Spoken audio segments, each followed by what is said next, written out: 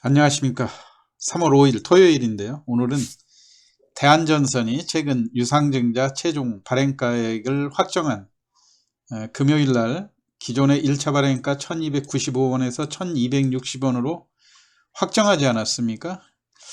근데 이렇게 당초 예상보다 주가가 유상증자 발행가액이 많이 낮아지지 않는 이런 상황이다 보니까 지금 청약을 해도 큰 메리트가 없다, 이런 상황 때문에 지난 금요일 날 주가가 7% 넘는 급락 과정을 보였죠.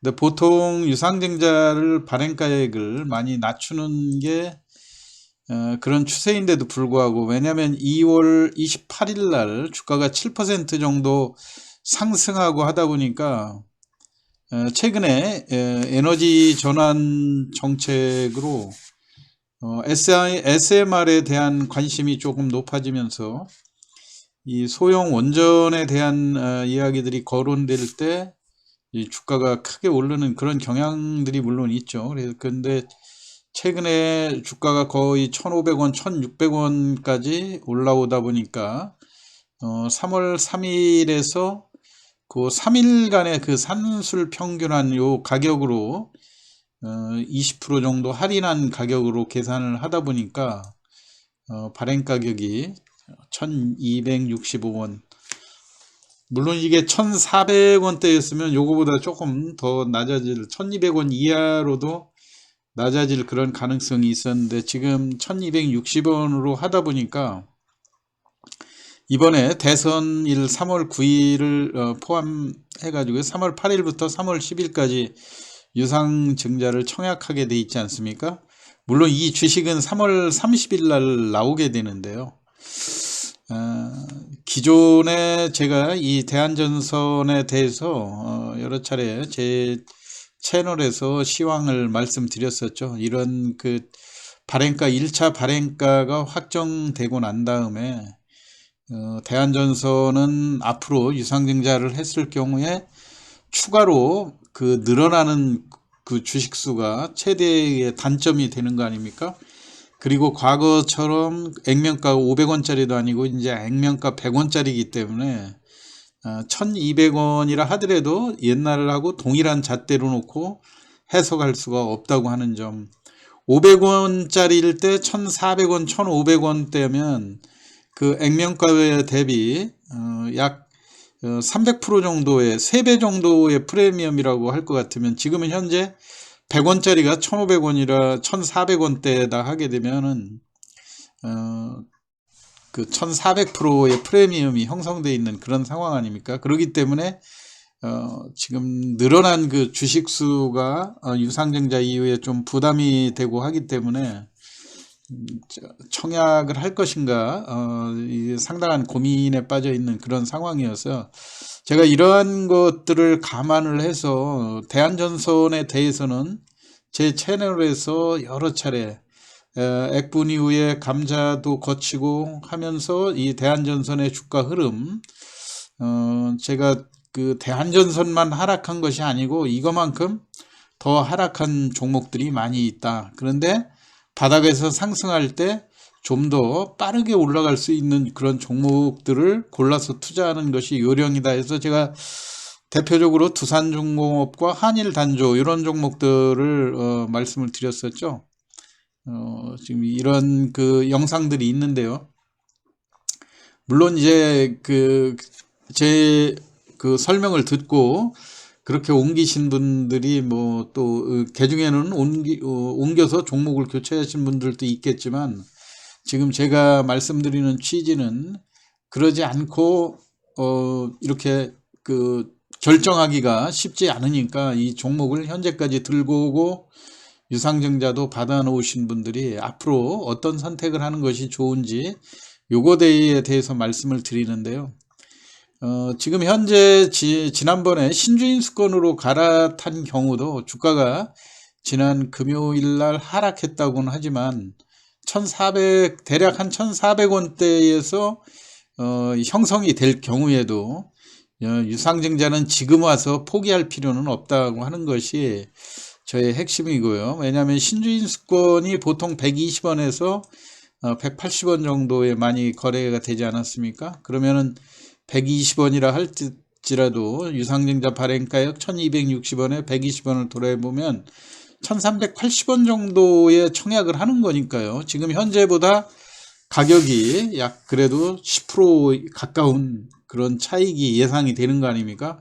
물론 이거는 이제 주가가 앞으로 더 하락하면은 내려갈 수는 있지만 현재 시점에서 우리가 놓고 판단을 하는 겁니다. 이거는 올라갈 가능성도 있고 또 반대로 떨어질 가능성도 있고 하기 때문에 현재 가격을 놓고 청약을 할 것인가 말 것인가 요거를 결정을 해야지.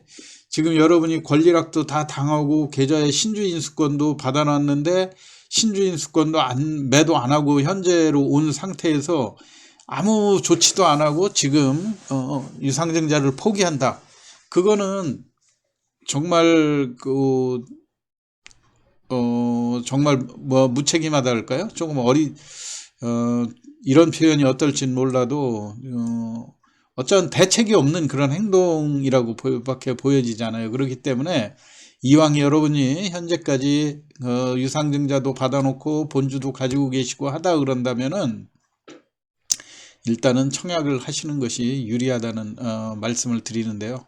왜냐하면은 지금 청약을 포기하려고 하는 이유들이 늘어난 그 주식수 때문에 그러는 거 아니겠습니까? 지금 현재도 8억 5,600만 주인데 지금 1260원에 발행할 경우에 5천억에 대해서 1260원이면 거의 한 그 4억 주 가까이 4억 주에서 5억 주 그 사이가 되는 거 아닙니까? 그러다 보니까 증자 이후에 13억 주가 되는데 이 주식이 온전하게 올라갈 게나 하는 이런 우려들이 있죠. 실제로 보면 어제 같은 때 그동안 그렇게 그 행동을 결정하지 않던 기관과 외국인이 어제 본격적으로 많이 매도를 했어요. 물론 이제 그 투자 주체별로 개인과 외국인의 매물을 외국인과 기관이 매도를 하게 되면 개인들은 이제 그 주식을 매수하게 되는 그런 상황이긴 한데요. 어제 보면 눈에 띄게 외국인이 400만 주 매도를 하고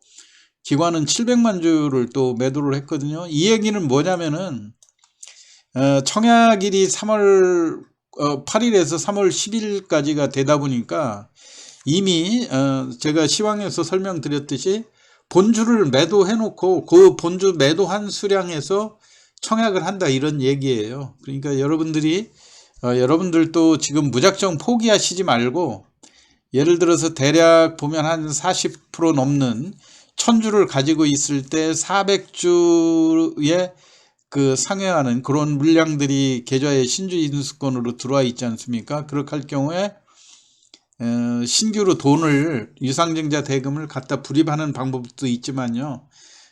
그 돈을 섣불리 이 대한전선에만 그 집중을 하시지 말고 일단 대한전선 청약하는 거는 지금 대한전선의 현재 가격대 1460원대 아닙니까? 이거를 매도해서 1260원짜리로 이렇게 바꿔놓는 작업이 필요하다 이런 얘기죠. 아마 어제 외국인과 기관의 매물이 늘어난 이유도 여기에 있다고 보여지고요. 제일 또 여러분들이 대주 수량을 또 보게 되면 어제 같은 때 공매도가 무려 970만 주가 어제 하루만도 공매도가 쏟아졌거든요. 그래서 공매도가 이렇게 어제 하루에 이렇게 970만 주까지 집중되다 보니까 어제 하루 또 대한전선에 대해서 공매도 과열 종목으로 지정을 했거든요. 그런데 이거는 병 주고 약 주고 하는 일시적인 처방일 뿐이고요. 어느 날 공매도가 많았다고 그래서 그 다음날 하루 공매도를 정지시킨다 해가지고 매물 부담을 뭐 줄여주거나 그런 건 아니지 않습니까? 어차피 지금 현재 이 시점에서는 유상증자를 심한 경우에 포기하는 사례들도 있을 것 같고요. 근데 여러분들 반드시 그냥 포기하시지 말고 최소한도 지금 기관이나 외국인이 하듯이 지금 내가 증자받는 수량 대략 50% 정도는 증자를 받지 않습니까?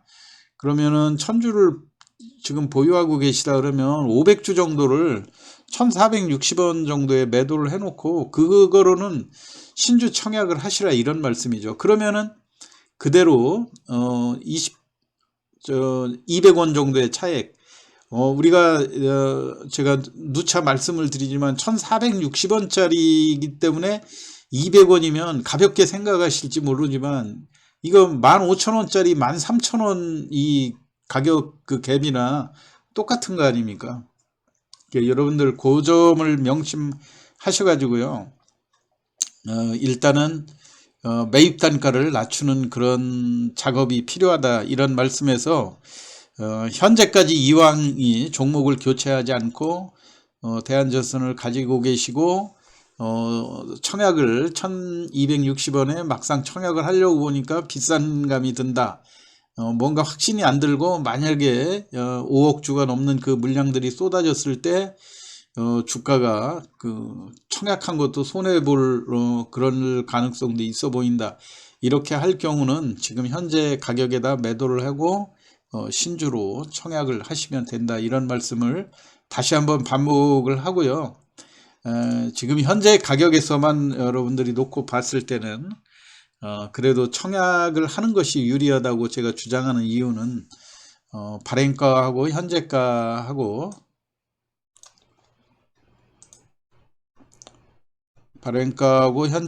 대비해 봤을 때도 한 15% 이상의 가격 갭이 생기기 때문에 일단은 청약하는 것이 유리하다는 얘기고요.